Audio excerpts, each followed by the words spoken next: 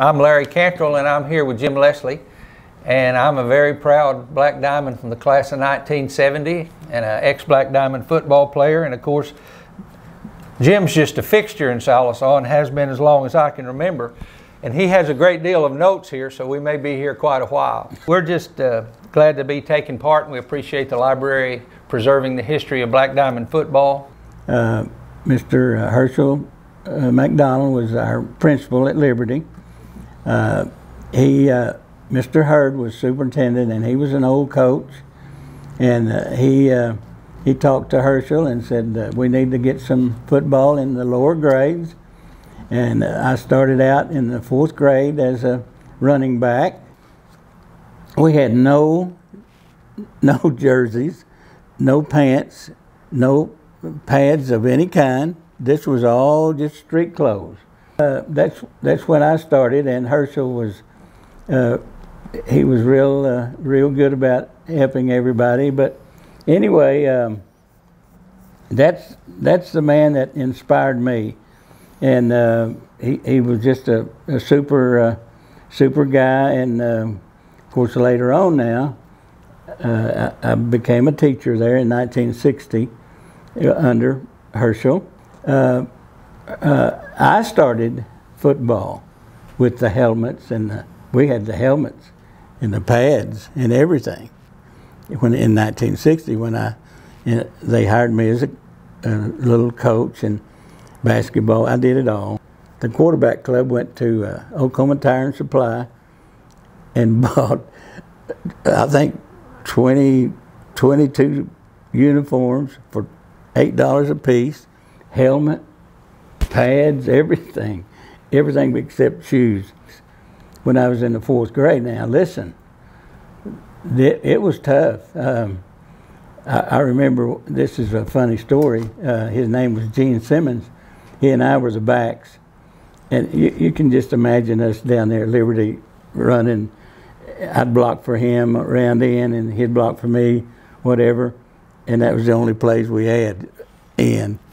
Nothing down the middle. But anyway, I was blocking for him one time, and they had some catalpa trees all lined up down through there.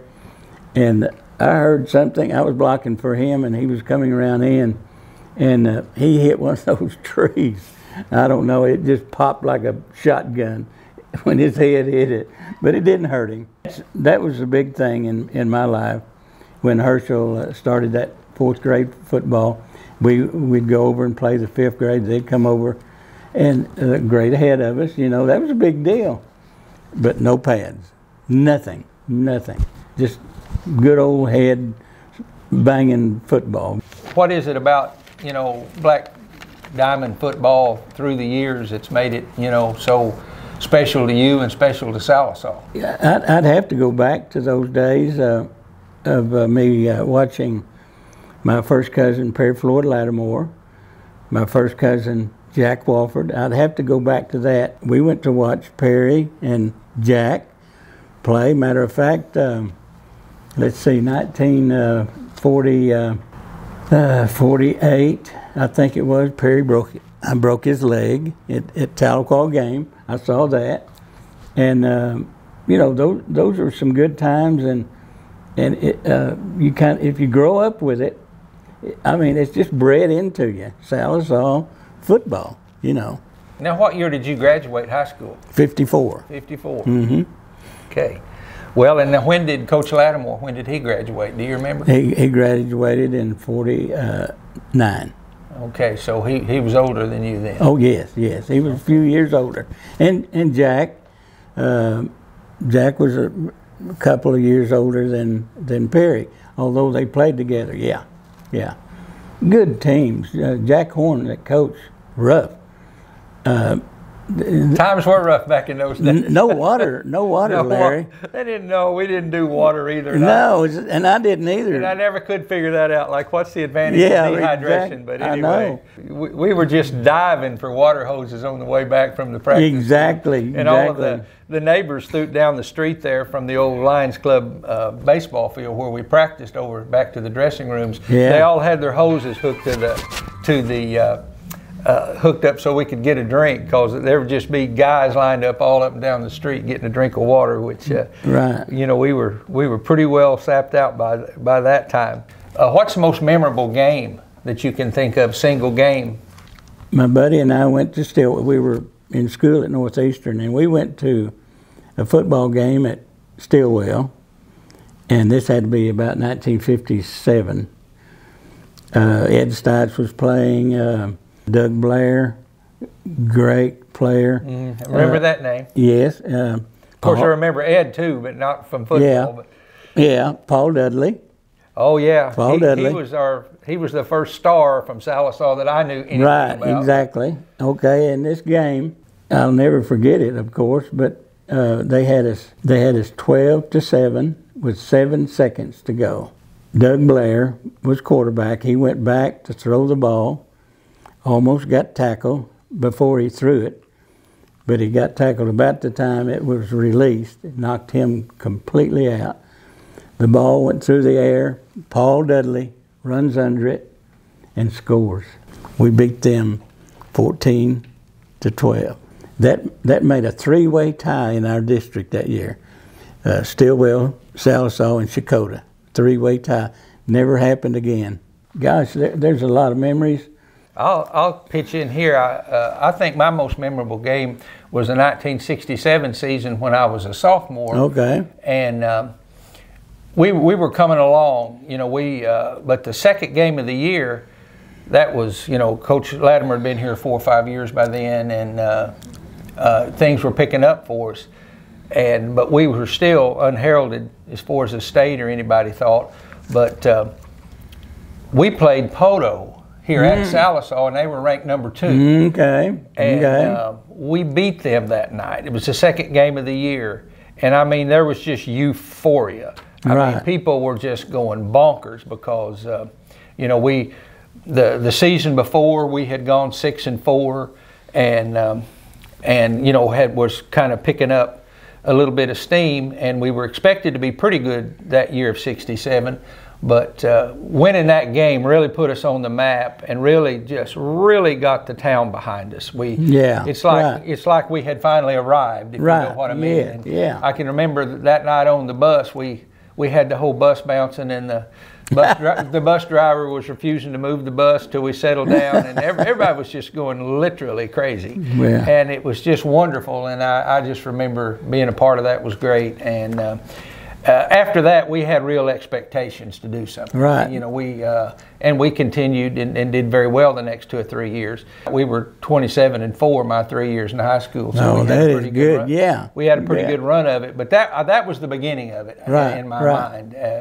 You know, anytime we went into a game after that, we were supposed to win. Yeah. And I think of the 4 games we lost, you know, of course, I'm very biased, but we probably got outplayed one of those games. The other game was either due to some controversy or some severe injury to a key player that really, you know, we just had to change everything because we lost our best player. Right. And that hurt us. But had we stayed healthy, I don't think we'd have lost any of those games but one. But, you know, that's me, and I'm biased, and that's my story, and I'll stick to it.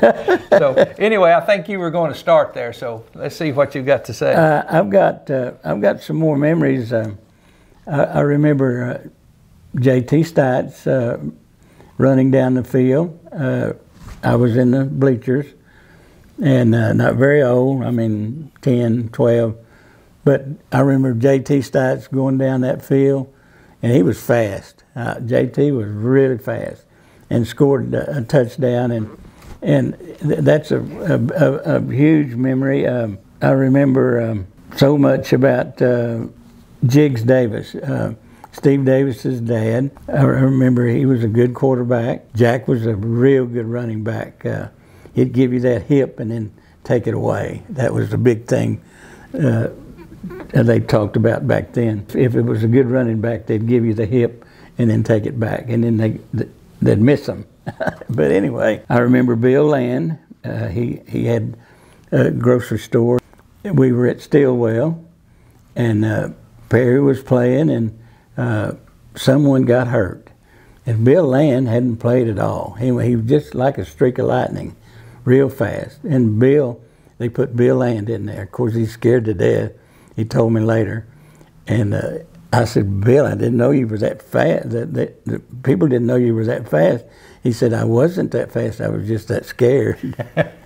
Because Stillwell Indians, it was rough. JT and Bill Land and Jiggs Davis, all those good players.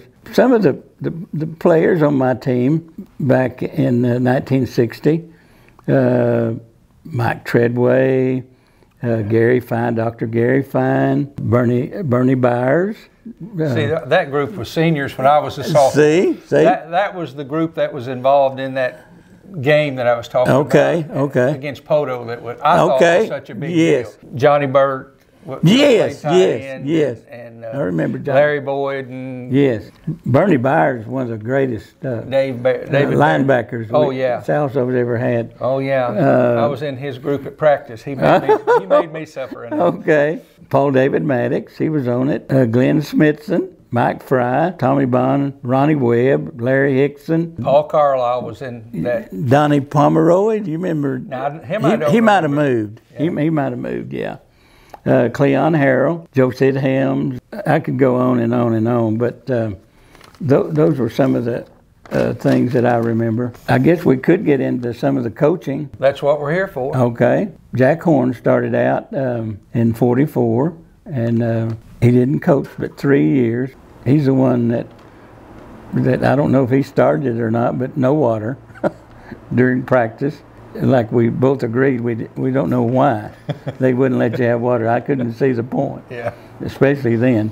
Especially during summer days when it was. Yes, it was hot. Oh. Back in 53 and 4, it was 100 degrees every practice. Yeah. It just about killed us. But Bert Lana, he started in 48. He didn't stay very long. Ken McCormick, that was my main coach in 1950 to 55. He was really good in basketball. He took us to the state playoffs several times in basketball. He was okay in football. Paul Post was his assistant. And then Wayne Hawkins came in 55 to 60. Bob Collins came later. Not any kin to our Mr. Collins. He's 60 to 63. Perry Floyd Lattimore came in 64. Dennis Rogers took over for a while. Ron Etheridge, we all know how he did. Great, the 2 state championships.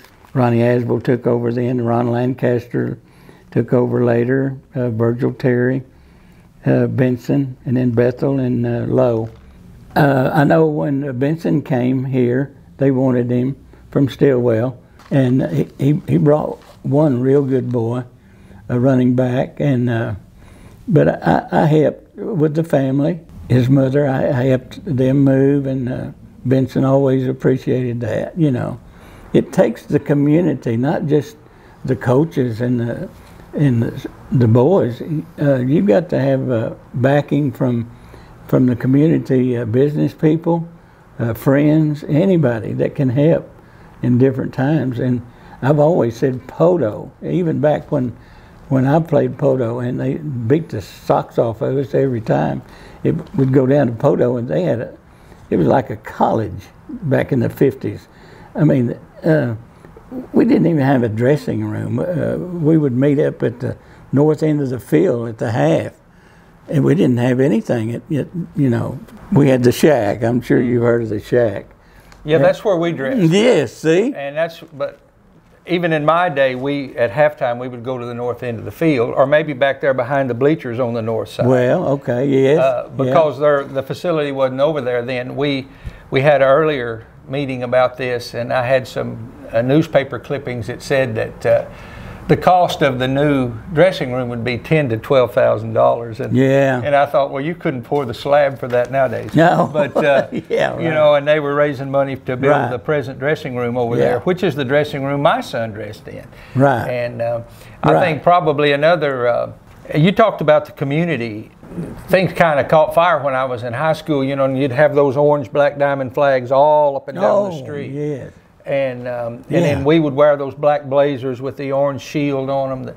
and we'd get a free meal at either Leslie's or Myers on Friday. I don't know if it's free, but we ate there. I'll put it that way. It was free to us. So, and anyone you'd meet in town, they knew you played football, and they would ask you a question about, you know, this play or that play. They had watched the game closely enough that they knew, oh, you remember that 3rd and 7 when so-and-so did so-and-so, or you guys made that good tackle. That's just how the community was involved, and that's just great. Football was king in those days. Mm-hmm. When I was a junior, Wag Wheeler was quarterback. Our offense lined up all the way across the field on this particular. Just straight across? All the way across. I mean, you had an end on one side of the field, and you had an end. They called it the spread. It sounds like a good name. And the end on the other side, and then we had, I was a back, and we had another back, and of course we blocked, and we were in front of the quarterback. It wasn't up close. It was always centered back to him. We were part of the blocking. Of course, you had your center and your guards and your tackles, but all the way across the field, and they just about killed Wag Wheeler. I can only imagine. Oh, Mommy, the plays were. I'm a defensive player, and I would have just loved that. You'd love that, exactly. It'd just be, how fast can I run to get there? He'd throw a pass to one of the ends, or he could throw it to one of the backs that maybe go down for a pass, or run the ball. If no one was open, he'd have to run the ball. But like I said, that was terrible, and we ran that quite a bit. Well, I'm curious, did it ever work? No. Larry, I would like to tell you a little bit about our bleachers and our lights at the Sallisaw games. Up until 1937, we didn't have lights, and we didn't have bleachers. And you would come up until 37. You would come and watch the games in your car or standing around the fence. And then from 37 on, we got lights and we got bleachers. And then when I was, I guess about a sophomore, we had a man that moved in here and built the Chris Oak plant. His name was Bill Lee. And he was tired of those old bleachers. They were falling through. And he got the football boys inspired, and we built new bleachers. This was like 52 around there. But that's a cool story. Yes, and yeah. I mean, there's a man that moved in here, and he saw the need for something, you know, and we worked our rear off, but we had some good bleachers. I mean, they were wooden. My tenure was back during the Cold War, and the government would stockpile food stores, like in the caverns up at Marble City where the lime kiln is now. Right. And I don't know, a couple of occasions that Coach Latimer would come in and he'd say, okay, you know, I need you boys tomorrow, and it'd be a Saturday. He'd say, I need you boys tomorrow, and we're going to have, we've got like 8 semis to unload. And you unloaded them by hand. Of course, we didn't consider, well, I can't make it. You know, if Coach Latimer said, you know, jump off a cliff, I guess you'd have went over the edge and looked over and dreaded it and then just went ahead and jumped. We did things community-wise, and I think, of course, Coach Latimer did that once again as part of the whole community thing to get support for his program and for the team, which was a very good idea. Before 1937, all the games were played in the day, and since we didn't have electricity, and so I can remember that. Even after 37, of course, I'd watch Jiggs Davis and Perry Floyd and Jack Wofford, all those. I'd watch those games in the day, afternoon. Mr. Hurd would let us go over and watch the games when the electric didn't work too good at night, so they'd have to have it in the daytime. And I can remember some of those games played in the daytime, and that was in the 46, 7, right through there. And electricity hadn't been fixed too good, you know. Day games was okay. You mentioned those old bleachers, and the bleachers may have been the set that was there. Yes, probably. When I was playing, but I have a funny story about those bleachers. I don't know how relevant it is, but we were at a B game. I was a senior, and they had a B game on Monday night. Okay. And so we were up there, and high school boys goosing and grabbing and playing around. Well, somebody did something, and I slid down those bleachers, and I got a splinter in a place that it was. And I went, oh, and I knew I was stuck. And I wound up having to go to the doctor and get it removed, and I had 2 stitches. So my worst injury my senior year was getting a splinter removed from my rear end because of the bleachers. So anyway, I'm not sure how relevant that is, but it is it's a football story of sorts. Right, exactly. Yeah. That was good. I think the legacy of football or anything that you participate in like that as a team sport it's wonderful. And my game that I remembered the most was a victory. But the games that touched me the worst were always losses. I had 2 crushing losses that just broke everybody's heart. The thing about it is with sports is it's you have to teamwork, you have buddies, it's a shared experience. Anytime you meet your old friends and you haven't seen them in 10 years, well, there's that bond there because that bond was so close when you were young. It teaches you to work hard, and it teaches you losing. I mean, I think there's more character building obviously in losing than winning by far. When you win, you just think you're cool. But when you lose, you think, what could I have done differently? Sometimes you lose and it wasn't, maybe that particular loss was your best individual game. But what difference does that make? You lost. I think the things you learn in losing, you take with you your whole life as something that's valuable. When in the game of life you lose something, and that happens more often than it does on the sports field. It's not just something foreign to you, and you don't give up, because when you lose in these athletic games that were so important to you, well, next Friday night you got to go again. So it's like, well, you can only lament for a day or two, because here comes Tuesday in full contact practices, and after the first lick, it kind of all goes away after that. Yeah, but anyway, right. And that's the way it is in life. When you hit that next lick, well, you forgot this last one. So I'd just like to close by talking about Coach Lattimore. He, after he got out of service, he started playing up there, and then he went to Northeastern, graduated, and in 1954, 55, he started Muldrow's football team again. They hadn't played in 36 years, I think it was, and he really got them really doing good. And I got a kick out of one of the board members. Always told me that Perry just begged him, said, "Please go before the board and get me a raise." He said, "I really need a raise, and I've been doing real good." And finally, the board member just finally got the other board members to give him a raise. And he said the very next day, he said, I'll never forget it. He always laughed about it. He said, Perry came to my house one night, and I knew something was wrong. And he said, I've got a job at Sallisaw. And that just... he said, after all the work I tried, but he said, bless his heart, I was for him all the way, And he came to Sallisaw, and the rest is history. And that's good.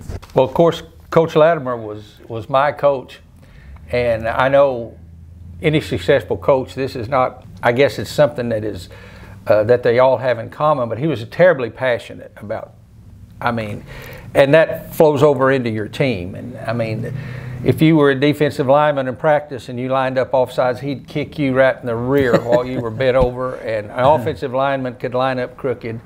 I guess that's why we wore tail pads in those days. He loved, and he had a sense of humor. He got it where that the football boys could meet at homeroom between 4th and 5th hour, and that was just another 20 minutes a day he could spend with the team. And he'd always come in and he'd say, well, who's got a good joke today?